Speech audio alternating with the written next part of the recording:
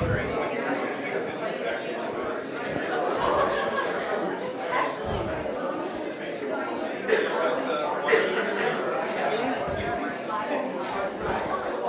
afternoon, everybody. We're going to go ahead and get started here in just a minute, as soon as everybody takes their seats.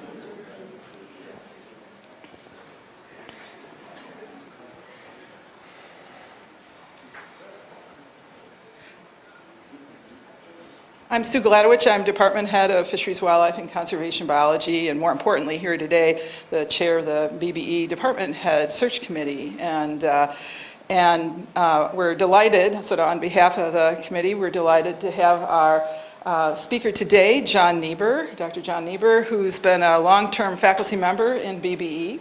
He earned his PhD in ag engineering from Cornell a long time ago, but more importantly, too, he has had sort of just a huge sort of scope of interest across his career. It's interesting to be able to kind of look back on a distinguished CV like John's, and he's worked in many different aspects of ecological engineering, hydrology, forest engineering all along the way, and has a master's in civil engineering as well. So many of us know John from his leadership in the Water Resources Science Center, where he is the Director of Graduate Studies right now. And so we're delighted to have John today. Now, before I turn this over to John, we'll have a lot of time for question and answers, and the search committee and John really sort of want to get a good conversation going on this. And in addition to that, we want your input via the formal evaluation. And it's online, and Lori Loberg, where's Lori? Oh, there you are. You can get us some directions on that before you leave the room. And also, do you have some forms for us to fill out today? Susan has some forms. So you can either provide input right here in the room or provide it online afterwards. So anyway, without further ado, John. Thank you very much, Sue. I appreciate the opportunity to apply for this position, be considered a candidate for the position. I appreciate the search committee for that, and I look forward to the opportunity to make this presentation, get questions from you, and also I look forward to meeting the stakeholders this afternoon and the associate deans, and then tomorrow I have a meeting with the graduate students and with the BBE faculty, and also the search committee. So I kind of like this search because it doesn't take up a whole day. You know, I mean, you got 2 days only partial activity, which, you know, because I've been here for 32 years, maybe you don't need to have me around so much, you know, for the interview process. So I put together a set of slides just to talk about, give an introduction to my background. Sue alluded to some of that. I thought I would give a little bit more. I was thinking, well, should I really do that? I've been here so long. But then I tried to remember my own background, and I thought, well, maybe I should go through it too. And so I've done that. And I think, you know, just to give you an idea as to what I've done. And then I want to talk about what's happened in the program over the years. And then also, you know, what I see as being somewhat of a future. I only have about 15 slides, so I hope that everybody will be asking me questions. I'll try not to go too fast through them, but I do hope that, I mean, there will be time for us to have an active discussion.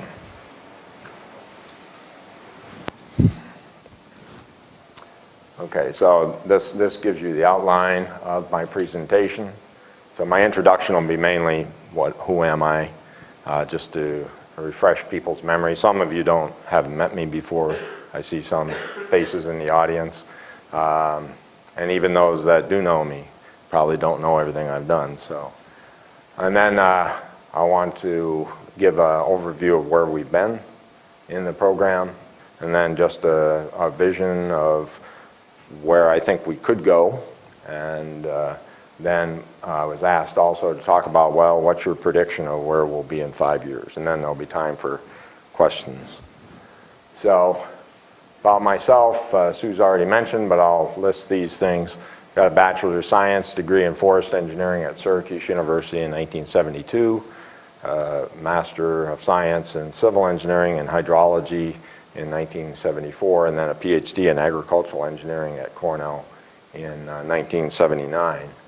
And I immediately after that took a position at Texas A&M University at the College Station in the Department of Agricultural Engineering, and I was there until 1985. The position became open here at Minnesota. I was looking for someplace back north. I wanted to move back north, and this opportunity came up, so I was able to come up here, and I've gone through the ranks. I came here as an associate professor, and currently I'm a full professor. Yeah. And of course, the name has changed. It says currently full professor in biosystems and agricultural engineering. Well, that's an old part of the slide because it's not that anymore. It's bioproducts, biosystems engineering. And my teaching and research activities have been quite broad. I've taught courses in hydrology, courses related to water quality, water management engineering dealing with irrigation and drainage. I've taught numerical methods courses where we looked at coupled heat and mass transport processes. And currently I'm teaching a class in fluid mechanics. Well, our courses Transport 1 and Transport 2, which are fluid mechanics and heat and mass transport. I'm teaching a course in impaired waters where we deal with water quality and the state rules and the models that are used in that for trying to figure out ways to improve water quality. And then also in 2005 through 2006, I was on sabbatical leave at Cornell, and my purpose for going there was to learn more about ecological engineering. And upon my return, a group of us worked together to put together ecological engineering emphasis. So I teach a class in ecological engineering design. Some of my sabbatical leaves, I was at University of Wageningen in 1991 to 92, and then at Cornell, as I already mentioned, 2005 through 2006. Back in the days when we were on a quarter system, I took a couple of these. One was at Adelaide University in Australia, and then Czech Technical University, and again at University of Wageningen. I took a single quarter leave just a couple years ago in the spring semester 2014 at the University of Padua in Italy. And the purpose of that sabbatical leave was to learn more about travel time distribution methods for analyzing the transport of water as well as chemicals through aquifer systems or surface water systems. Then I also took a summer leave in Czech Technical University in 2000, and some of my overseas experiences are listed here: Sri Lanka, the Netherlands, Czech Republic, Russia, Venezuela, South Africa, Vietnam. And currently I've been involved in teaching a study abroad course or global studies course in Ecuador. And those two dates that are shown there are the 2 years that I've been down there for that. I teach that along with Chris Lenhart and Mark Belcourt.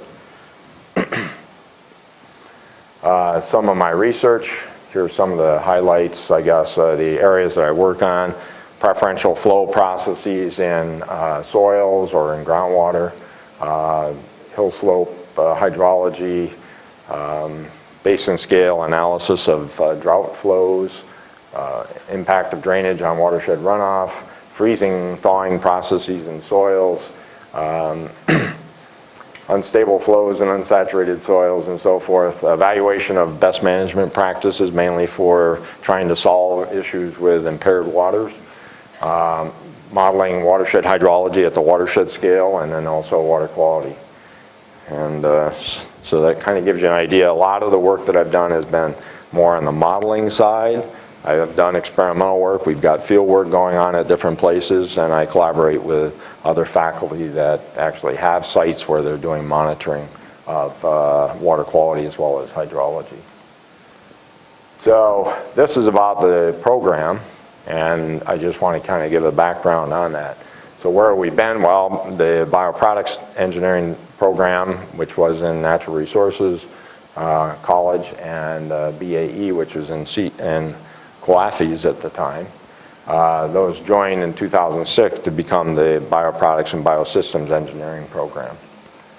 The new department was led by Dr. Sri Ramaswamy as the department head, and I think any assessment would indicate that the outcome has been outstanding, great progress ever since the time when the two programs joined. And here is just a list of some of the things that I've been able to, from annual reports and so forth, that our undergraduate student numbers are currently at around 180. At the time when the two departments joined together, bringing students from both departments is around 60. We have the three emphasis areas: bioproducts engineering area, food engineering, and then the environmental and ecological engineering area. And then also recently, to replace the CEM program, which was a minor, we now have the SSM program, which is under leadership of the department to get that going. And Jason Hill was the person that guided that sustainability systems and management program. And currently there are 35 students in that program. And that does provide a very good avenue for students that are more quantitative. Maybe they don't want to be as quantitative as engineers are, but they're very interested in the environment, solving environmental problems, and solving economic problems, but they want to be able to do it in a way or solve problems where they're actually doing quantitative kind of work. So that program offers that opportunity to them. The graduate student numbers are around 50 currently, and then one of the really great things that has happened is that our student credit hours is just under 10,000 right now, at about 1,400 student credit hours per full-time equivalent teaching.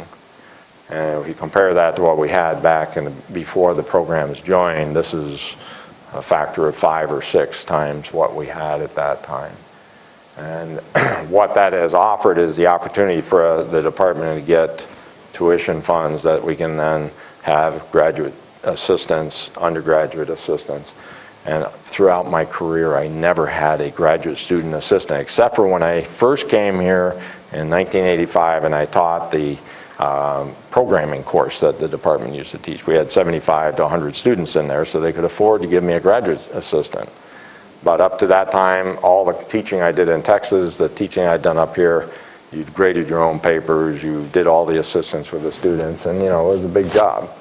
And so having this opportunity to have teaching assistants has really been great. For one thing, it's a good way to start students out on their program to get going in their graduate work.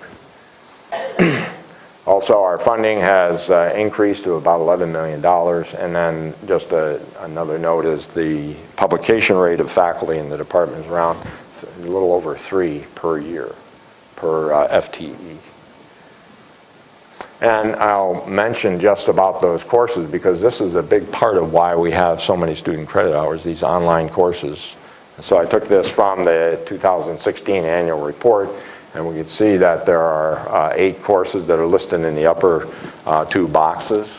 Those courses are, for instance, renewable resource course, renewable energy and environment, which I believe was that BBE 2201 was one of the first courses that was really successful at drawing in students. We're talking about hundreds of students per semester. But the BBE 1002, which is taught by William C. and Jeff Howe, that course is picking up students. I know that the Global Water Resource Use and Sustainability course, which was started by Gary Sands, is picking up students in great numbers. So it's because of those tuition, and you can see the figures for numbers of students that are taking this. 2,000 students, over 2,000 students in 2016 took these courses. And so you're generating a lot of tuition dollars, and this then helps the department to acquire teaching funds that they can use for, partly for teaching these classes, but also for assistance. And then there are 2 new courses that are going to be starting this fall Jason Hill is teaching the course, Can We Feed the World Without Destroying It, along with Dave Tillman.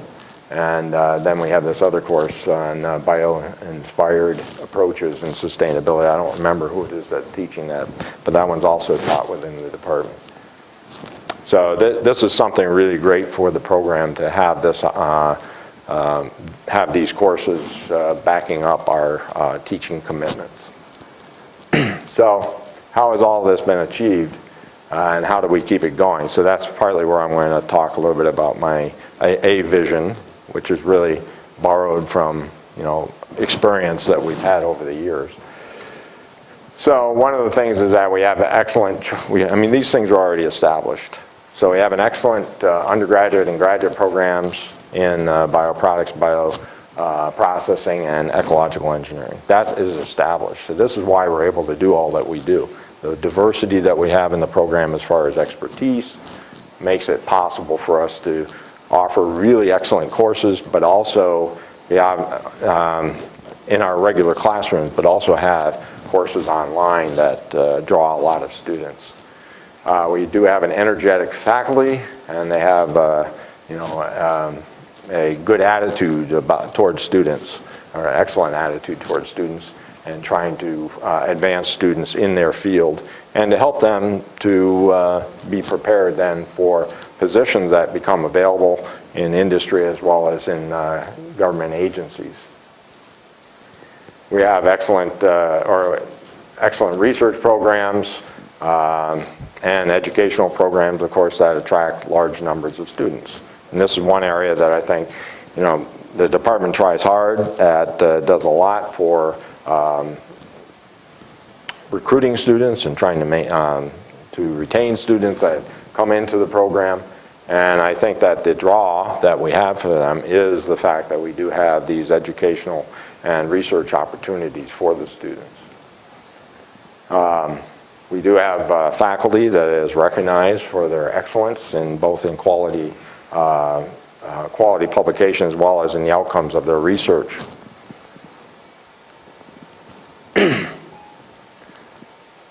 This is one area that I think at one time was not very, that faculty leaves, the faculty that were taking leaves back in the old days, I would say, was not as common, but it's becoming more common now, and something that I would encourage as a department head would be to get faculty to take leaves, either single semester leaves or full year faculty leaves elsewhere, sabbatical leaves, to bone up on things, to develop new programs and so forth. But also the fact that we are promoting the invitation to scholars, faculty at other universities, other institutes around the world to come here and to join us in conducting the research that we're doing here, and maybe even doing some teaching.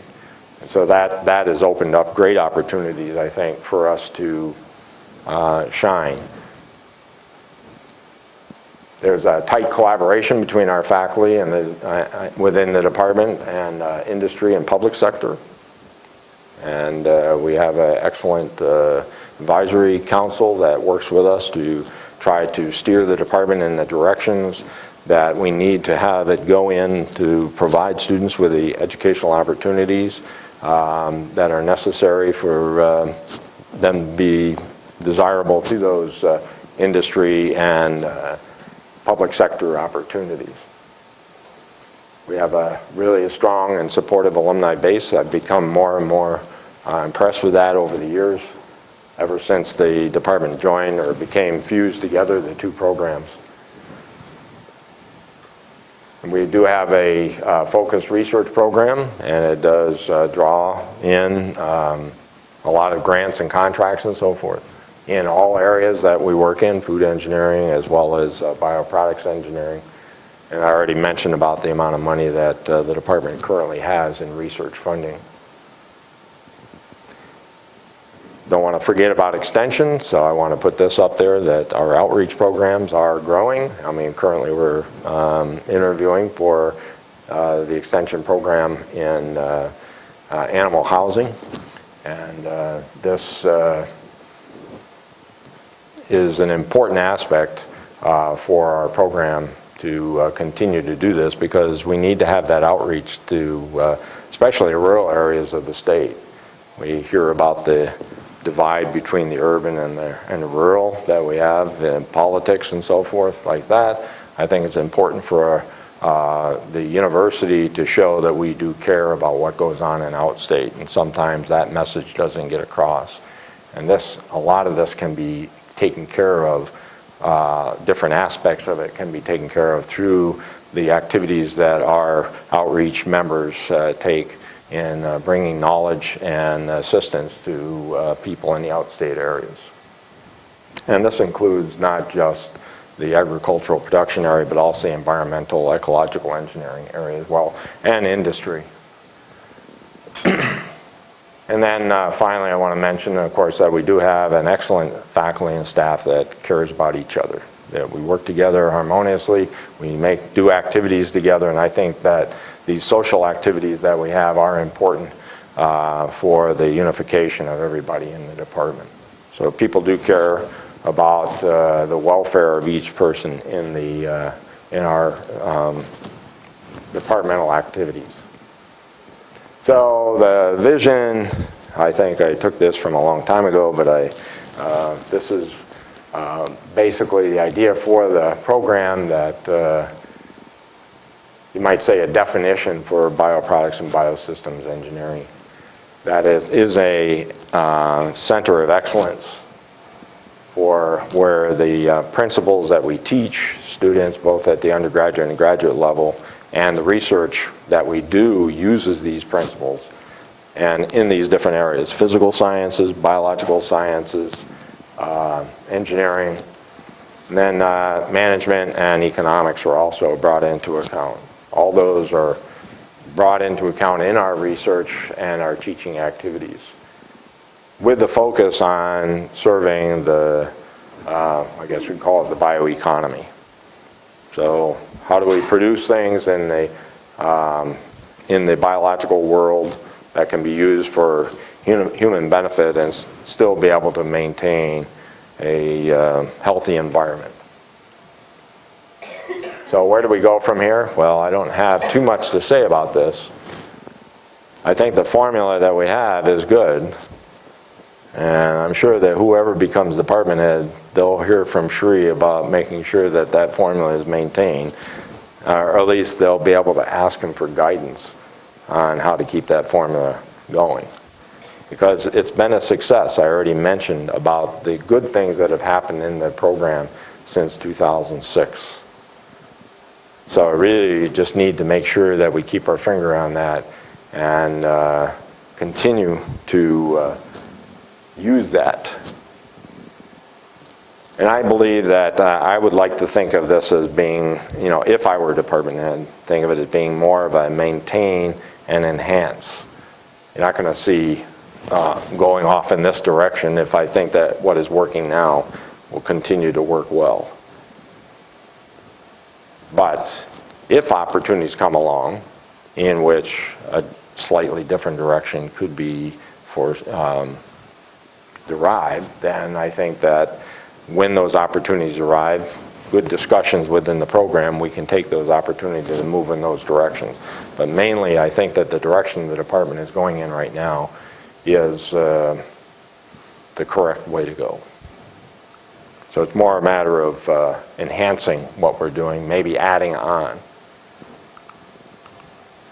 So just some items that I think that we should be addressing currently and in the near future, maybe within the next 5 years or so. So one of those, because I am a EEE person, environmental ecological engineering person, I know what's going on, I think I know what's going on in other departments that are in a related area. And one of those is the new ecosystem restoration track that was just established. And I think that our program, at least the ecological engineering part, could do better by aligning more with that. And I don't think that'll be a problem at all, because some of our teaching faculty are already aligned within that program. So coordinating well with that program, which is an ESPN. ESPN will be something that's will be very beneficial. I would like to increase the number of, or percent of environmental, ecological engineering students that we have in the program. It's about 1/3 of our undergraduates currently. And I would like to see that increased, maybe to 40%. That doesn't mean that the number of BPE students would go down. It just means that total number of students should go up. I don't know about this, but you know, with current things that have happened with the NRI, I think it's a great resource, and I don't know if there's opportunities for us to collaborate more with researchers at the Natural Resource Research Institute. I have collaborated with faculty there before, or researchers there, and I've found it very beneficial. But that was just a very short-term thing, only a couple of years, and I haven't really been active with them except for through my work as Director of Graduate Studies, because Duluth is part of that program, the Water Resource Science program, and so some of the research faculty involved in that program are from NRI. So I think that this might be something that we might want to look at, get more involved with them, because they are doing a great job connecting with rural Minnesota, and we could learn a lot from that. I think we need to continue to strengthen and commit to extension and outreach. You know, we just saw something just yesterday, I think, about some of the pushing back on extension activities in the north central part of the country, where we're at. We need to be able to, you know, keep the resources there, hire excellent faculty to run those programs, make the connections with the outside of the university, both outstate as well as within the metro area, because that's where we'll get support. For instance, with the legislature, if we need to ask for money, or when we go for legislative requests, that support's really important. The Holy Grail. And this is the battle, and that is the establishment of the state-of-the-art teaching and research facility. And I don't know if that means remodeling the BAE building.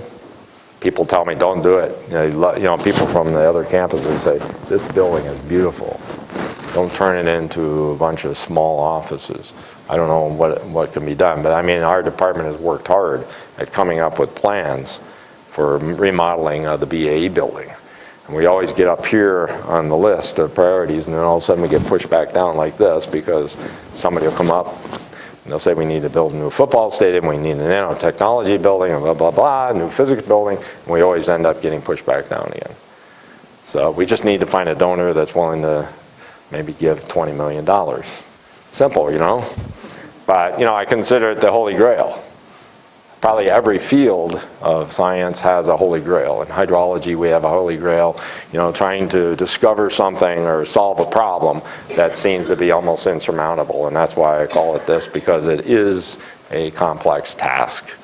And it's not like as if it hasn't been getting worked on. I know the Shrees put a lot of time into it, right? So.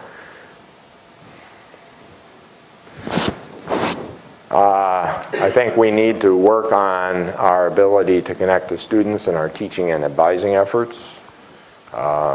Stresses on students are coming to the surface a lot more now.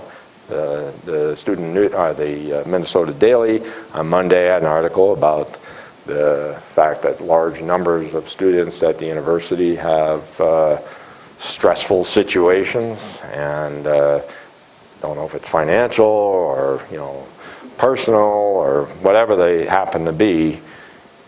The recommendation is that faculty need to be more aware of these things. They need to work more with students to connect with them, to make their courses so that the students feel more comfortable in them.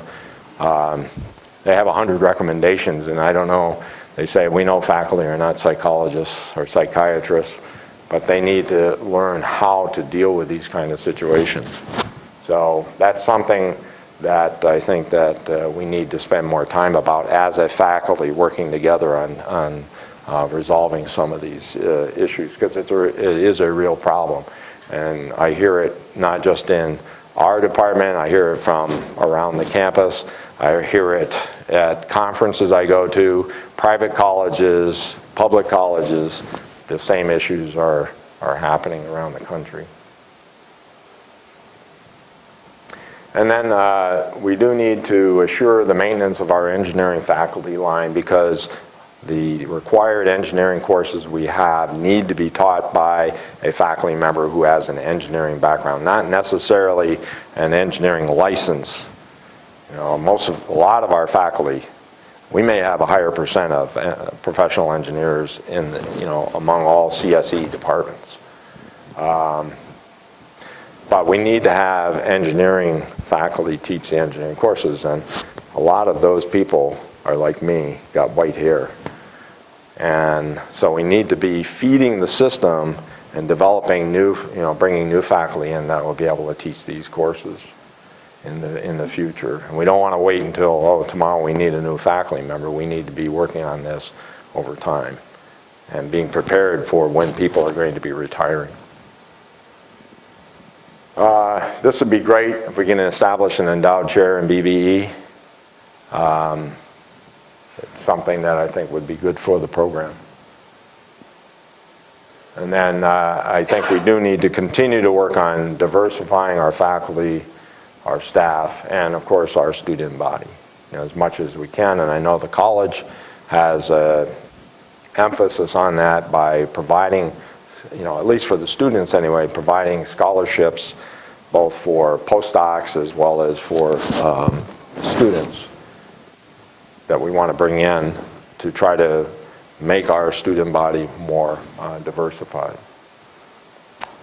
All right, where will we be in 5 years? Well, I don't know. But I'll say we'll probably still be at the BBE department. We will be still here. What exactly our complexion will be at that time, I don't know. All I can say is we can't be complacent. We need to continually improve ourselves, improvise and improve.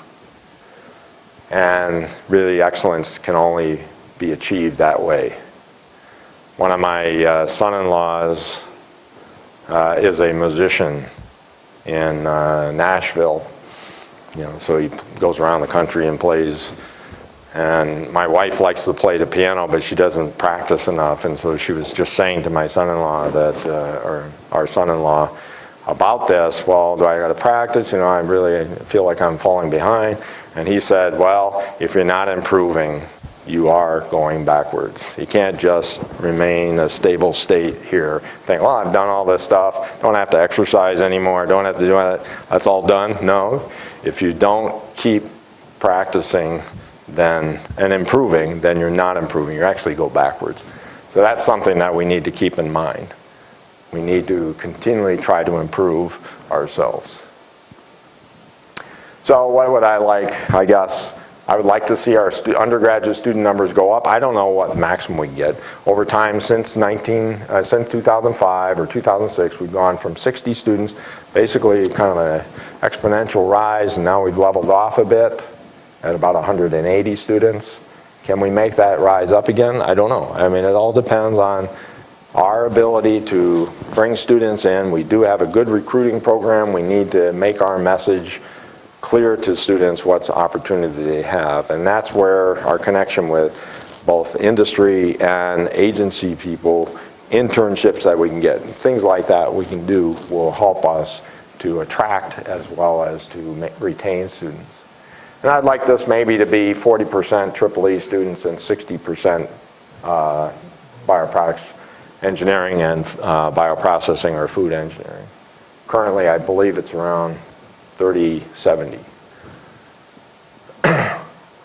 Be nice if we, I didn't ask Jason about this, but it'd be nice if we could get more SSM students in there. And currently we have 35, get above 50, maybe you'd like to have more, whoever's running that program. And I certainly want to be able to maintain or even increase the number of students that are taking our online courses, because that teaching resource that we get, those tuition dollars, are important for the maintenance of our teaching program and our research program in the department, because of those dollars that are coming to support both graduate students and undergraduate students. More of our MS and PhD students need funding. We get a lot of applications from outside, but we don't have funding for all those students, and a lot of students don't want to come on their own dollar. It's expensive to go to graduate school. So that's something that we need to work on, getting more fellowships, assistantships, and so forth for our master's and PhD students.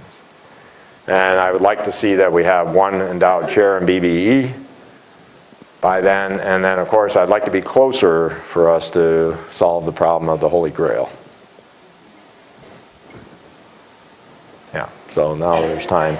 I actually took longer than I thought it would, but you know, sometimes you talk too much, so yeah.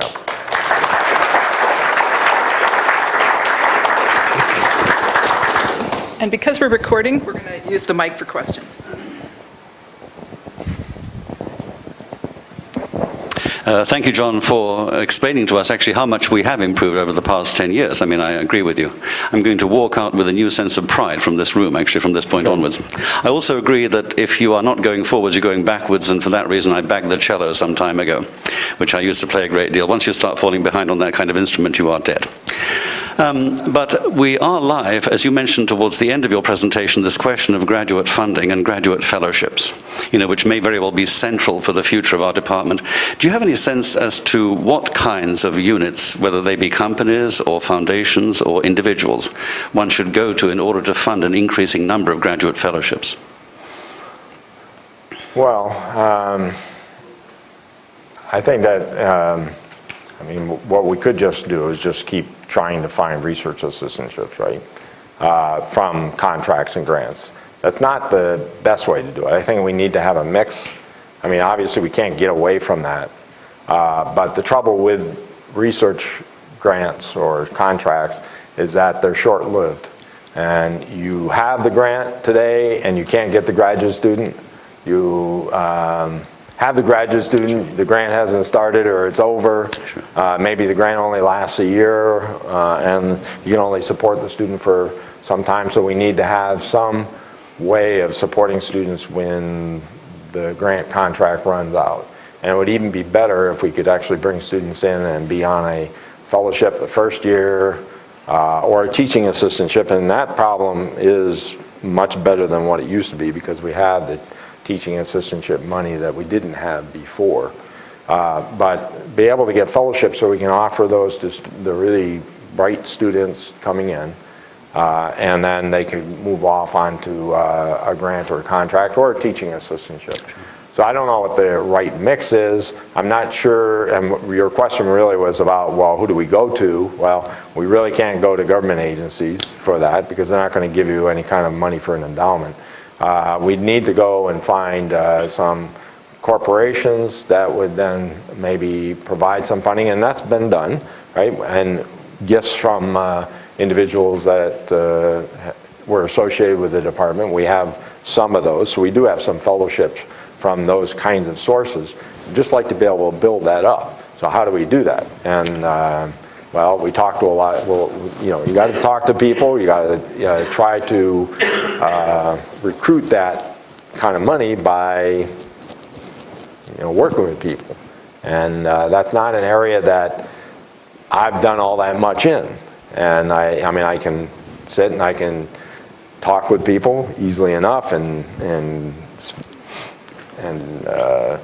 I think that this is something that, I think that probably we can get some help from the university, because they get contacts around, but also through our advisory council. That's a good, maybe a good avenue.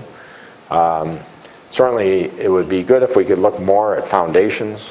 I don't know, Rockefeller Foundation, Gates Foundation, all these big foundations. They got, if you look at all the totality of the foundations that are around, there's a lot more money than what the federal government has. So I think that we just need to maybe open up to some of those opportunities. Again, exactly how you get it to be more than just a couple of years that you get the funding is something I think that needs to be worked out, to where, you know, you bring in funds that then you can use the interest from to support people. Sure. So. Yeah. Thank you.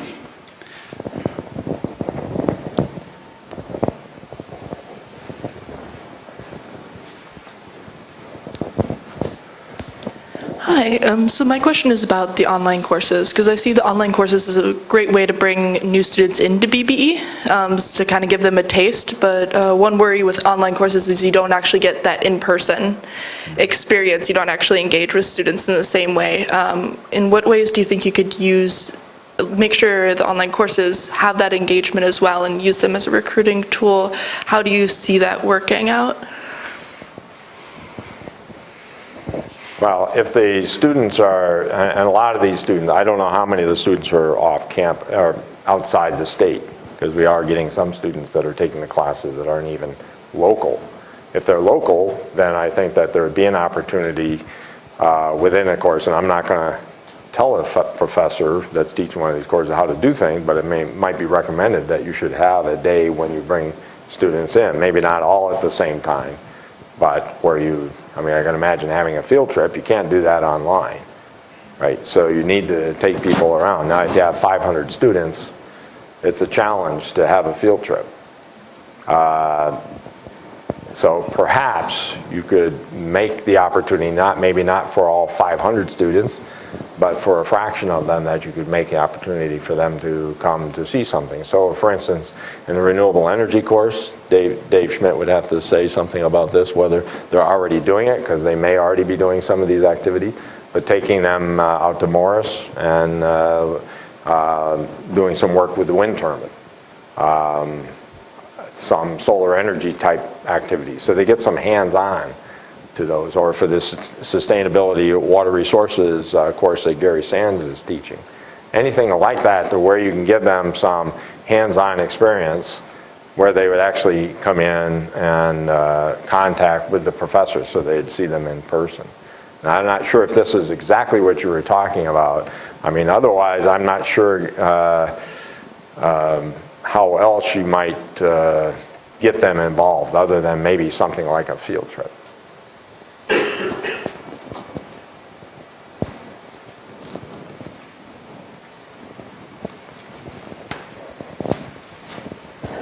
John, you talked about increasing the student numbers, and normally what happens is if your quantity goes up, the quality goes down, and by and large.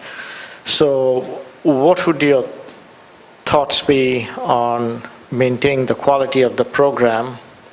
Because you're getting more students in now, they're not doing as well, so we can maybe get 20 more students, of which 10 may not make it, you know. Mm-hmm. Mm-hmm. So how do we deal with that? Well, my one statement about our connection with the students, I mean, I think that our faculty already has a good connection with students. But I think one of the things we need to work on is getting students involved in a lot of the things that we, in some way, maybe some of our students need to have more background built into them before they get into our upper division courses, like the math courses that they take here on campus, or maybe they've taken the math AP credit or something like that, and they've forgotten it all. So we need to work on reviewing that kind of material, not expecting the student to be able to pick it up the first day of class. So I think that through faculty discussion we can try to do some of that, but we also have to introduce a lot of this stuff that we do, that, you know, the basically basic sciences or math or chemistry. We need to have the students using it almost right away when they come out of those courses, because otherwise they think, well, I don't need to know that anymore. And then suddenly they get the shock when they take some of the upper division courses that they were supposed to remember that or spend time reviewing it. So when I say that we need to improve the connection with the students, we actually have to work closer with them in the lower division courses. And it's up to the faculty. We need to figure out how we can do that. Maybe having certain exercises in a particular class, lower division class, where they would go through and they'd actually use some of this stuff that they learned that they thought was just pure theory. You know, how to do integration, for instance, or how to do differentiation, numerical methods, things like that, that when we try to throw it at them in the upper division courses, suddenly they feel like they're lost. Not all students are going to be, you know, those, I mean, straight off going to be the best students as far as the capability to do some of those things. And I think that we can bring all the students along in that way. It depends on their interest and if they're really interested in doing it, but we need to provide that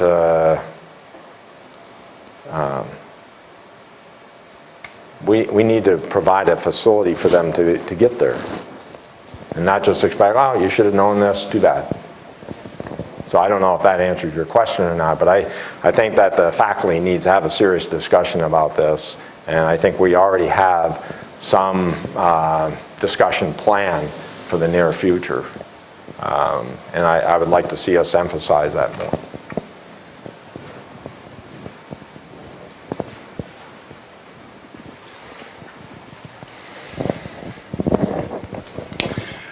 John, my question comes down to, well, first of all, I think the 50 students in SSM is a good goal, but I think 200 is the goal, the right number. And so how would you balance those two programs, one, or in particular, if one is severely behind the other, let's say in terms of student numbers, how would you grow the SSM program as a department head?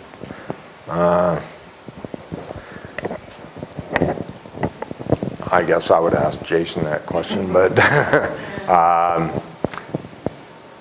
I think that, you know, we bring students into BBE and some of them find out, you know, I thought I really wanted this, but I don't want to do all that, you know, basic engineering kind of stuff.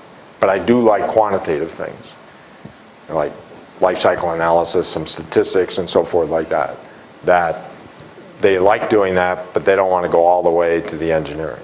And so that's one thing that may be feeding the SSM program right now, which is a good thing. You know, other than that, bringing students directly in SSM, I think probably is doing very well. I mean, it only just started. Obviously, it's taking over students that were in the CM program before, right? Because that's being discontinued, and now we're going to have SSM. And so the fact that we have that as a track will make it more, maybe make it more visible, and we'll be able to advertise it that way. And I think that we could probably improve the numbers. And I don't know if 50 is the right number or not. It depends on, I mean, maybe 100 could be.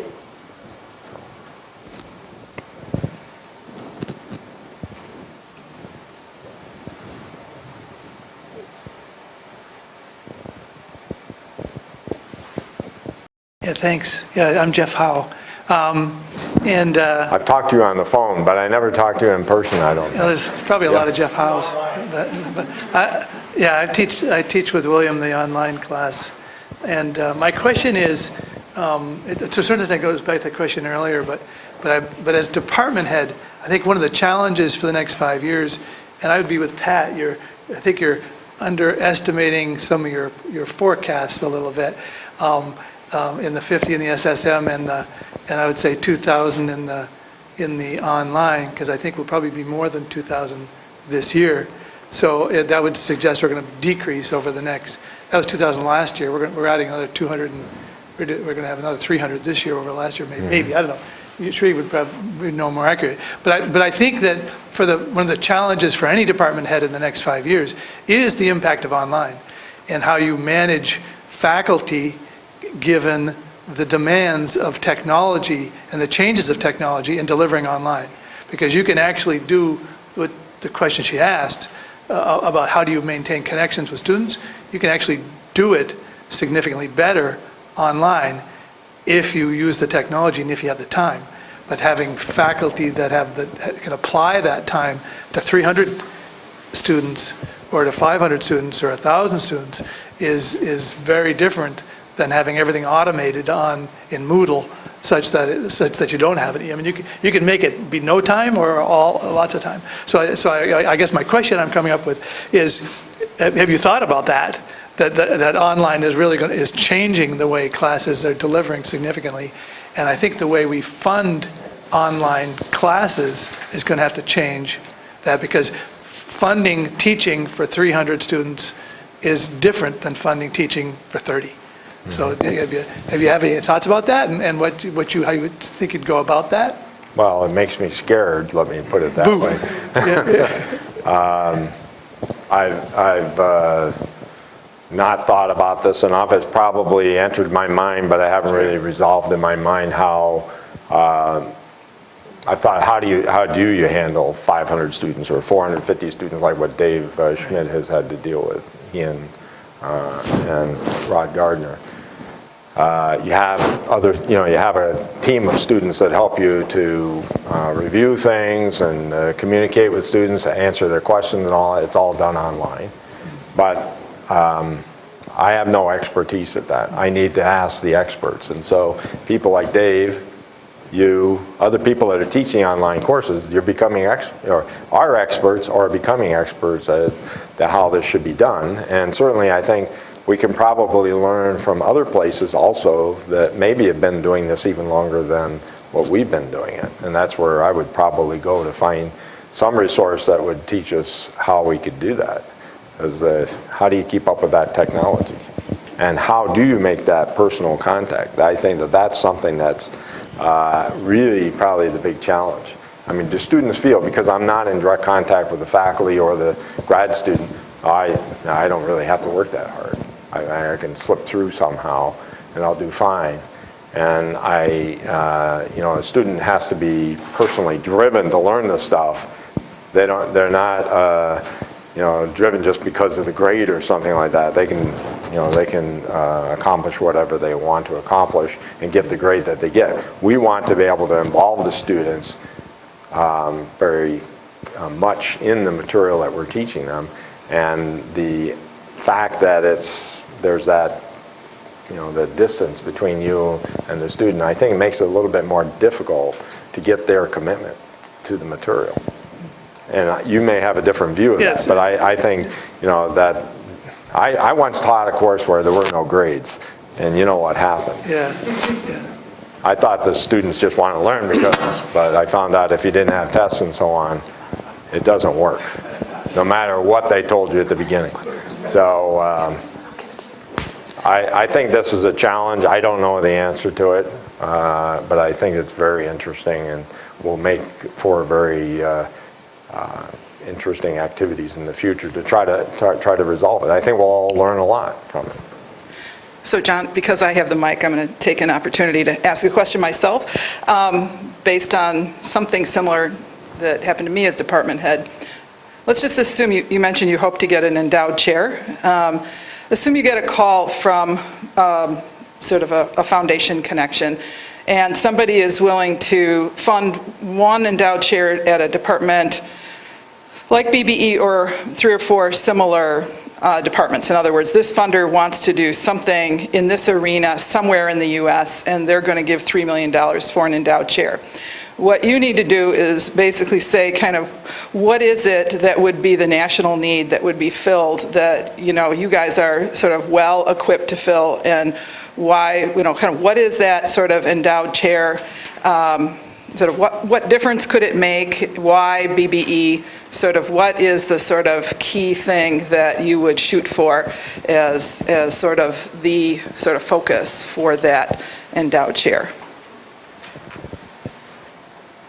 Well, if the funder or didn't specify what they wanted. Right, not specified. So you make the case of what would be the national need that your department is uniquely qualified to meet.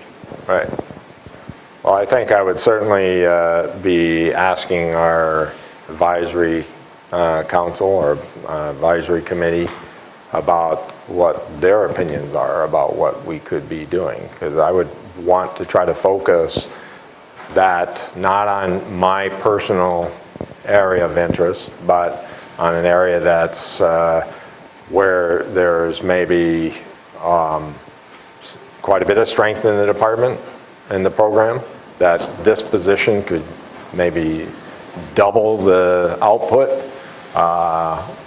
or if there's an area where the department is very weak in, but yet the area that's been identified as being an area that we need to have a lot of activity in.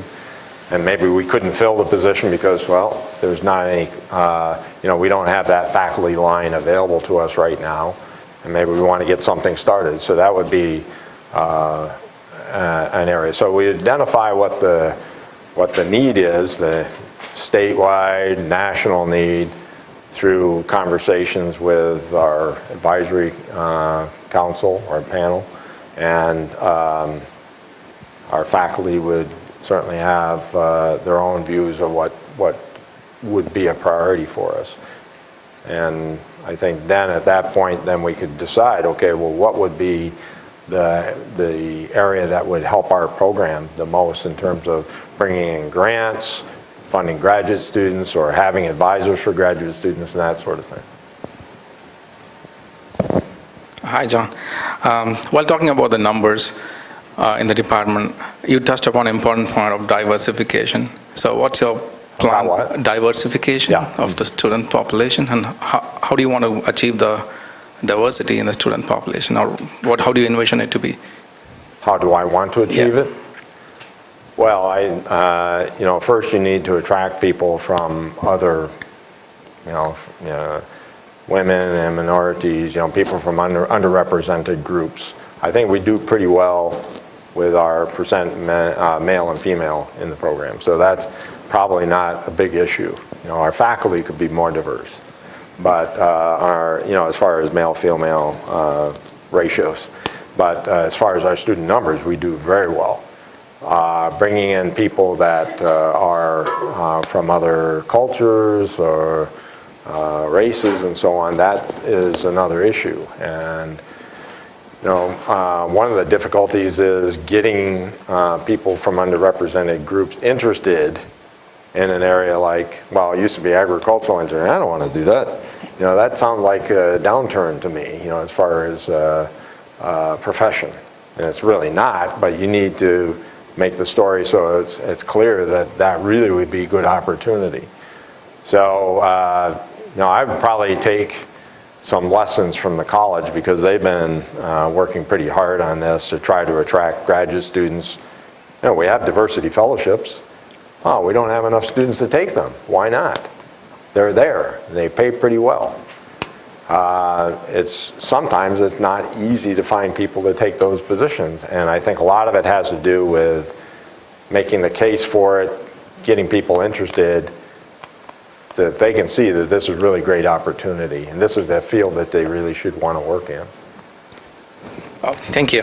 I have another question from a group member. He was not here. Is it okay to ask now? Yeah, one more question. Oh, all right. So this is from Hong Jiang Lin. He's not here today. He's on other work. So he asked you, for continuing growing BBE as a top AB department in the U.S., what do you think is the biggest challenge? What is it? For continuing growing BBE as a top AB department in the U.S., what do you think is a great challenge? That's a question he asked. What's the biggest challenge? Yes. To become #1 in the nation? Yes.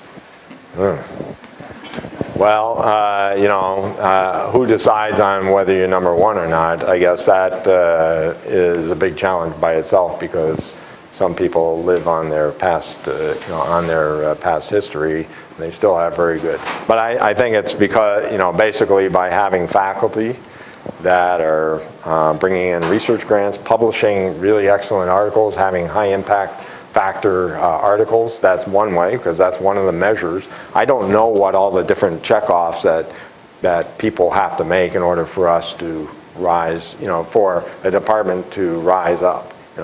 When we're being evaluated, one of those things is on research publications.